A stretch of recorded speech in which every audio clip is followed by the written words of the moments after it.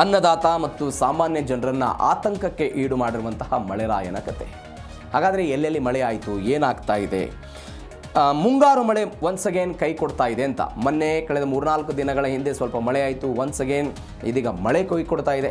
ಕೆಲವೊಂದಿಷ್ಟು ಭಾಗಗಳಲ್ಲಿ ಇವತ್ತಿನ ತನಕ ಕೂಡ ಮಳೆ ಆಗೋದಕ್ಕೆ ಸಾಧ್ಯ ಆಗಿಲ್ಲ ಅಂತ. ಮತ್ತೊಂದು ಕಡೆ 70ರಷ್ಟು ಇಡೀ ದೇಶದಲ್ಲಿ 70ರಷ್ಟು ಮೋಡಗಳು ಮಾಯ ಆಗಿಬಿಟ್ಟಿದೆ.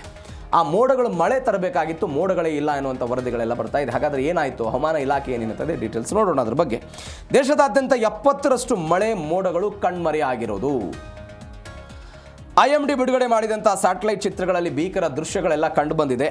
ಜುಲೈ ಮೊದಲ ವಾರ ಅಬ್ಬರಿಸಿದಂಥ ಮೋಡಗಳು ಇದೆಲ್ಲ ದಿಢೀರಾಗಿ ಮಾಯ ಆಗಿದೆ. ಅದು ಜೂನ್ ತಿಂಗಳಲ್ಲೂ ಕೂಡ ಹಾಗೆ ಆಗಿತ್ತು. ತಾಂತ್ರಿಕದ ಕಾರಣಗಳಿಗಾಗಿ ಮತ್ತು ಎಲ್ ನೀನೋ ಕಾರಣಗಳಿಗಾಗಿ ಒನ್ಸ್ ಅಗೇನ್ ಹಾಗೆ ಆಗಿದೆ. 80ರಷ್ಟು ಭಾಗದಲ್ಲಿ ಮಳೆ ಮೋಡಗಳೇ ಇಲ್ಲದೆ ಖಾಲಿಯಾಗಿಬಿಟ್ಟಿದೆ ಆಕಾಶ. ಮುಂಗಾರು ಕೊರತೆ 40ರಿಂದ 14ಕ್ಕೆ ಇಳಿದರೂ ಕೂಡ ಮತ್ತೆ ರೈತರಲ್ಲಿ ಅದಾದ ನಂತರ ಸಾರ್ವಜನಿಕರೆಲ್ಲ ಆತಂಕ ಸೃಷ್ಟಿಯಾಗಿದೆ. ಮುಂದಿನ 1 ವಾರ ದೇಶದ ಹಲವೆಡೆ ಮಳೆ ಆಗ್ಬೋದು, ಮಳೆಯ ಪ್ರಮಾಣ ತೀವ್ರ ಕುಸಿತದ ಆಗ್ಬೋದು ಅಂತೆಲ್ಲ ಭೀತಿ ಆಗ್ತಾ ಇದೆ. ನೋಡೋಣ ಏನಾಗುತ್ತೆ ಆ ವಿಚಾರದಲ್ಲಿ ಅಂತ. ಮತ್ತೊಂದು ಮೋಡ ಹೈಜಾಕ್ ಮಾಡ್ತಾ ಚಂಡಮಾರುತ ಅನ್ನುವಂಥದ್ದು ಪ್ರಶ್ನೆ ಇದೆ. ಪೆಸಿಫಿಕ್ ಮಹಾಸಾಗರದ ಎಲ್ ನೀನೋ ಪ್ರಭಾವದ ಭೀತಿಯ ಕಾರಣಕ್ಕಾಗಿ ಇದೆಲ್ಲ ಆಗ್ತಿದೆ ಅಂತ ನಾವೆಲ್ಲ ನೋಡ್ತಾ ಇದ್ದೀವಿ. ಪೆಸಿಫಿಕ್ ವಲಯದ ಚಂಡಮಾರುತದಿಂದ ಭಾರತದ ಮಾರುತಗಳ ದಿಕ್ಕು ಬದಲಾವಣೆ ಆಗುತ್ತೆ. ಅಲ್ಲಿ ತಾಪಮಾನ ಹೆಚ್ಚಾದಾಗ ನಮಗೆ ಬರಬಹುದಾದಂತಹ ಮಾರುತಗಳೆಲ್ಲವೂ ಕೂಡ ದಿಕ್ಕು ಬದಲಿಸುತ್ತೆ. ಭಾರತಕ್ಕೆ ಬರಬೇಕಾದಂಥ ತೇವಾಂಶವನ್ನು ತನ್ನತ್ತ ಆ ಚಂಡಮಾರುತ ಸೆಳೆದುಕೊಂಡು ಬಿಟ್ಟಿದೆ. ಜುಲೈನಲ್ಲಿ ವಾಡಿಕೆಗಿಂತ 94ರಷ್ಟು ಮಳೆ ಕಡಿಮೆ ಆಗ್ಬೋದು ಅಂತೆಲ್ಲ ಹೇಳ್ತಾ ಇದ್ದಾರೆ. ಹಾಗಾದರೆ ಜಾಗತಿಕ ಹವಾಮಾನ ವೈಪರೀತ್ಯಕ್ಕೆ ಭಾರತದ ಮಾನ್ಸೂನ್ ಎಲ್ಲ ಬಲಿಯಾಯಿತಾ ಅನ್ನುವಂಥದ್ದು ಒಂದು ಪ್ರಶ್ನೆ ಇದೆ. ನೋಡೋಣ ಆ ವಿಚಾರದಲ್ಲಿ ಏನಾಗುತ್ತೆ ಅಂತ. ಮತ್ತೊಂದು, ಕರ್ನಾಟಕದಲ್ಲಿ ಏನಾಗಬಹುದು? ಜಿಲ್ಲಾವಾರು ಮಳೆ ಮುನ್ಸೂಚನೆ. ಚಿಕ್ಕಮಗಳೂರು, ಶಿವಮೊಗ್ಗ, ಕರಾವಳಿ ಇಲ್ಲೆಲ್ಲ 5 ದಿನಗಳ ಕಾಲ ಮಳೆ ಆಗ್ಬೋದು ಅಂತ ಹೇಳ್ತಿದ್ದಾರೆ. ಬೆಂಗಳೂರು, ಮೈಸೂರು, ಕೋಲಾರ ಭಾಗಗಳಲ್ಲಿ ಸಾಧಾರಣ ಮಳೆ ಆಗ್ಬೋದು ಅಂತ. ಉತ್ತರ ಕರ್ನಾಟಕದ ಹಲವು ಜಿಲ್ಲೆಗಳಲ್ಲಿ ಮಳೆ ಆಗೋದಿಲ್ಲ, ಒಣ ಹವೆ ಮುಂದುವರಿಯುತ್ತೆ ಅಂತ ಹೇಳ್ತಿದ್ದಾರೆ. 31 ಡಿಗ್ರಿ ಸೆಲ್ಸಿಯಸ್ ಗರಿಷ್ಠ ತಾಪಮಾನ ಬೆಂಗಳೂರಲ್ಲಿ ದಾಖಲಾಗಿದೆ. ನೀವು ಅಕ್ಷರಶಃ ಬೇಸಿಗೆಯ ಸಮಯದಲ್ಲಿ ಹೆಂಗಿರುತ್ತೆ ಆ ರೀತಿಯಾಗಿ ಆಗಿದೆ. 31 ಡಿಗ್ರಿ ಸೆಲ್ಸಿಯಸ್. ಮಲೆನಾಡಲ್ಲಿ ಕೆಲವೊಂದಿಷ್ಟು ಕಡೆ ಭೂಕುಸಿತದ ಭೀತಿಯಾಗಿದೆ. ಅಧಿಕಾರಿಗಳೆಲ್ಲ ಎಚ್ಚರಿಕೆ ಕೊಟ್ಟಿದ್ದಾರೆ. ಮತ್ತೊಂದು, ಬರದ ಛಾಯೆ ಅಡುಗೆ ಮನೆಗೆ ಅದು ಬಿಸಿ ತಡ್ತಾ ಇದೆ. ಹಾಗೆ ಮಳೆ ಕೊರತೆ ಹಿನ್ನೆಲೆ ದಿನಸಿ ವಸ್ತುಗಳ ಬೆಲೆ ಎಲ್ಲ ಏರಿಕೆ ಆಗಿದೆ.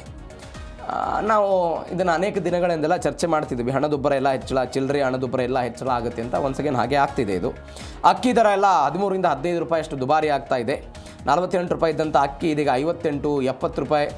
ರೈಸ್ ಎಲ್ಲ 83 ರೂಪಾಯಿಗೆಲ್ಲ ಏರಿಕೆ ಆಯಿತು.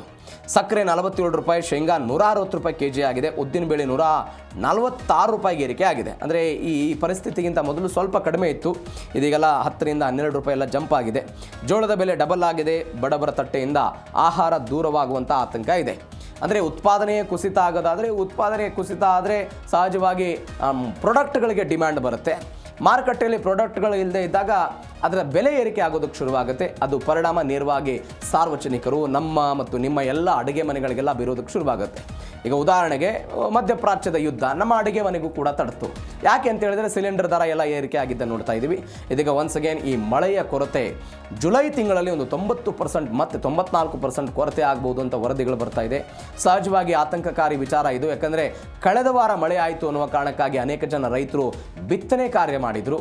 ಆದರೆ ಬಿತ್ತನೆ ಮಾಡಿದ ನಂತರ ಆ ಬಿತ್ತಿದಂಥ ಬೀಜಗಳಿಗೆ ನೀರು ಸಿಗದೆ ಹೋದರೆ ಒನ್ಸ್ ಅಗೇನ್ ಮತ್ತೆ ಅವೆಲ್ಲವೂ ಕೂಡ ಹಾಳಾಗುವಂಥ ಸಾಧ್ಯತೆ ಇರುತ್ತೆ. ಹೀಗಾಗಿ ಏನಾಗುತ್ತೆ ಕಾದು ನೋಡೋಣ.